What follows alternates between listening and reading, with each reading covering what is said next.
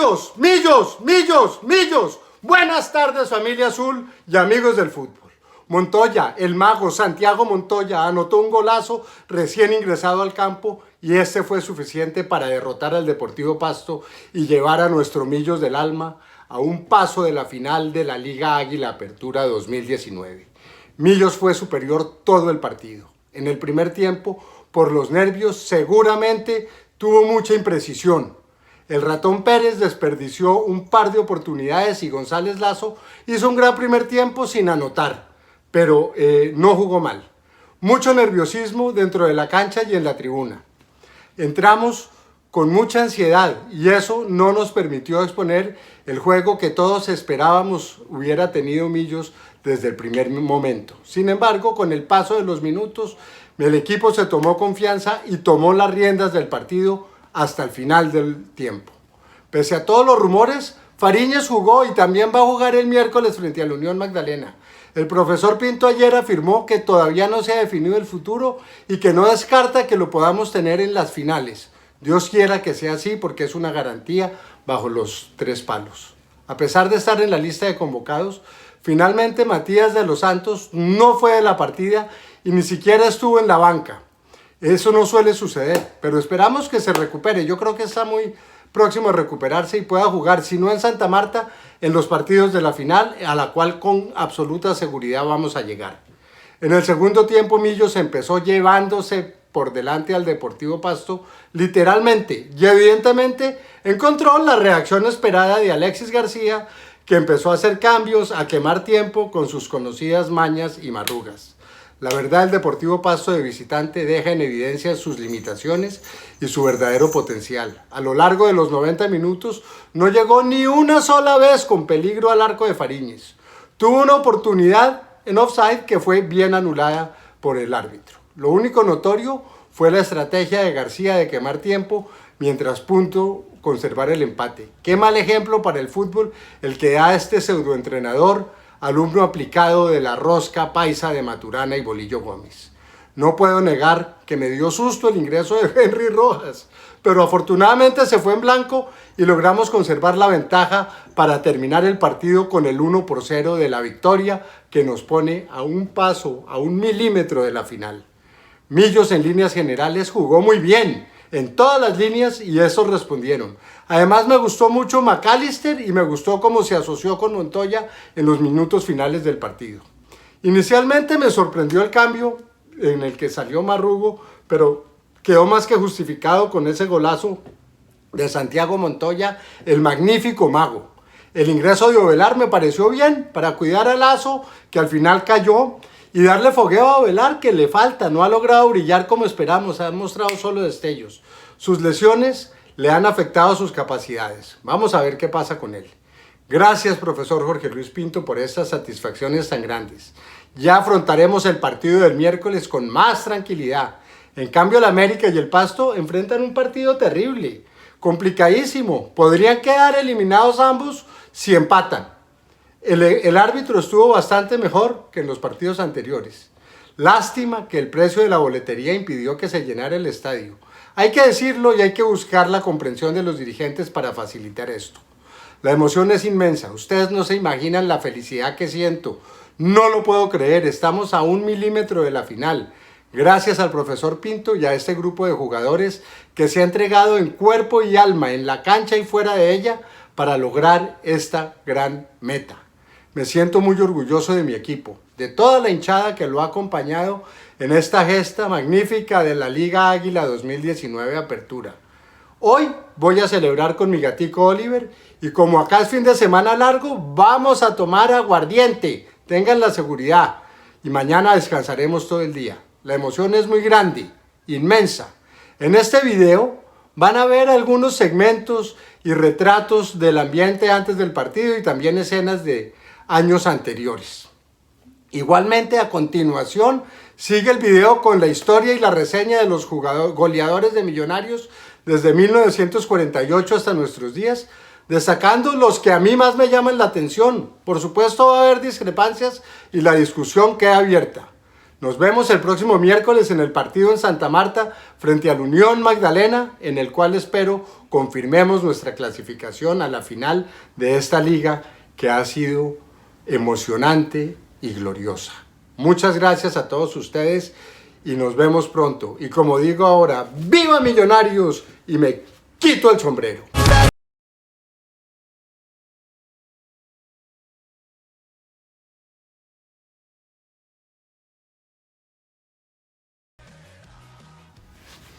Buenas tardes, familia azul y amigos del fútbol. Como había ofrecido hace un par de semanas, hoy voy a hacer un recuento de los principales goleadores de Millonarios en su historia.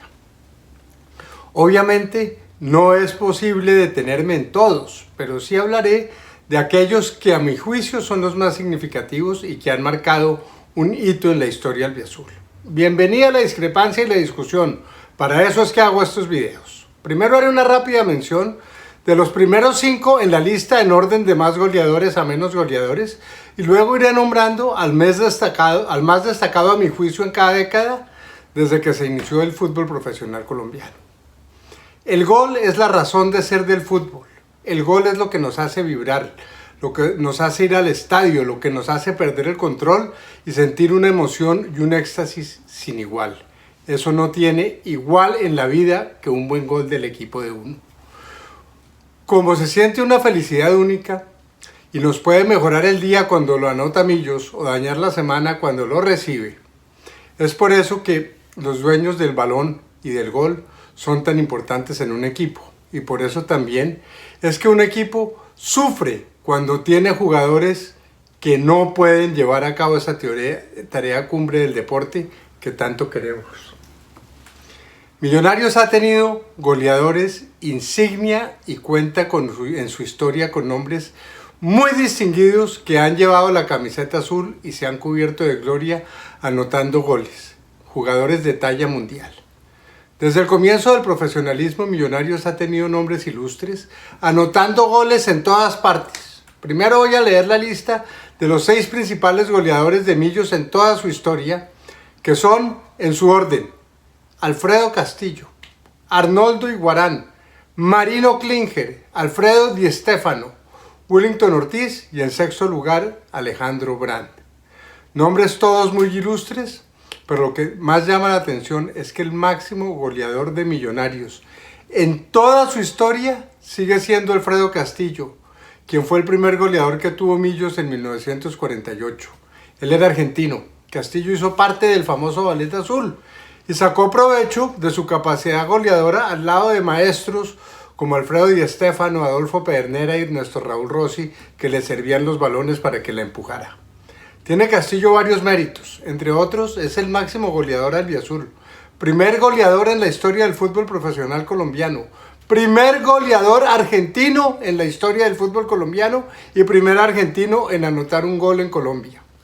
Anotó el primer gol en la historia del fútbol profesional colombiano y anotó el primer gol de Millonarios en su historia en el fútbol profesional colombiano.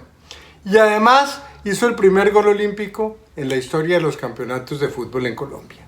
Su primer gol fue en el año 48, hace 61 años, y su récord de 131 goles es todavía imbatible en Millonarios. Realmente un fuera de serie. No puede uno dejar pasar la década de los 50 sin mencionar también al gran Alfredo Di Stéfano, quien a mi juicio ha sido el mejor jugador de fútbol en la historia del fútbol mundial. Tuvimos el privilegio y el honor de tenerlo y está entre los 5 primeros anotadores de la Casa Albiazul. En la década de los 60 hubo una constelación de estrellas goleadoras colombianos y argentinos. Nombres como Marino Klinger, Delio Maravilla Gamboa, más adelante Ariani Ferrero, también figuran en la lista de grandes goleadores de esa década, que hicieron vibrar a la tribuna con sus anotaciones al servicio del equipo embajador. De todos ellos destaco a Marino Klinger, que además fue el máximo goleador de esa década y adicionalmente con brillantes participaciones con la selección Colombia a nivel internacional, incluido el famoso Mundial del 62.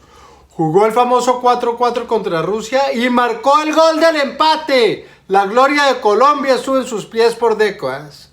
Por eso es un ícono de la artillería albiazul y siempre se ha distinguido como una figura que lo pone entre los 5 históricos del equipo. En la década de los 70 Millonarios también contó con otra gran variedad de goleadores de todas las tallas y sabores. Me salió en verso. Estuvieron Alejandro Brand y Willington Ortiz. Además, Miguel Ángel Converti y a Eduardo Andrés Maglioni, junto a algunos otros. Sin embargo, a pesar de que abandonó el equipo prematuramente, debo reconocer que el ícono goleador de esa década fue Willington Ortiz Palacios, superdotado jugador de Tumaco que hizo vibrar a la hinchada albiazul, así como también lo hizo con el Deportivo Cali y el América de Cali. En los años 80 ya empezamos a ver nombres más familiares y se da el caso único de un jugador que duró muchísimos años en Millonarios y fue goleador, probablemente símbolo del equipo en las décadas de los 80 y los 90. En esos años también tuvimos otros grandes goleadores. Se me viene a la cabeza el nombre de Juan José Irigoyen, a quien llamábamos el Búho porque solo metía goles de noche. Pero el goleador insignia de las 2 décadas, a mi juicio, es Arnoldo Iguarán, que hicieron también las delicias de la hinchada embajadora. Realmente, Iguarán es un ejemplo como profesional y como persona, con altos valores éticos y una inmensa calidad técnica. Cuando empezaba a correr con el balón, había un narrador que decía: el Guájaro prendió la moto, por su origen guajiro.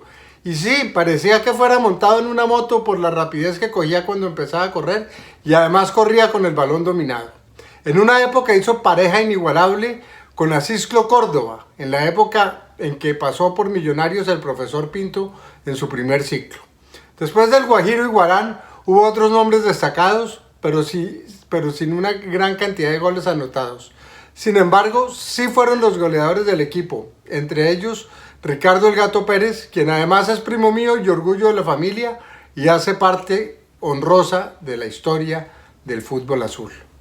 Finalmente, en la primera década del siglo XXI, no es fácil identificar un solo jugador que se haya encargado de llevar adelante la función goleador en Millonarios. Se me viene a la memoria Alex Daza, Morumbí Zapata, pero no fueron muchos. Finalmente, en esta década y en tiempos recientes aparece el gran Iron del Valle, a quien todavía extrañamos. Fue el goleador del equipo en los primeros torneos, en los últimos torneos, hasta su lamentable partida este año.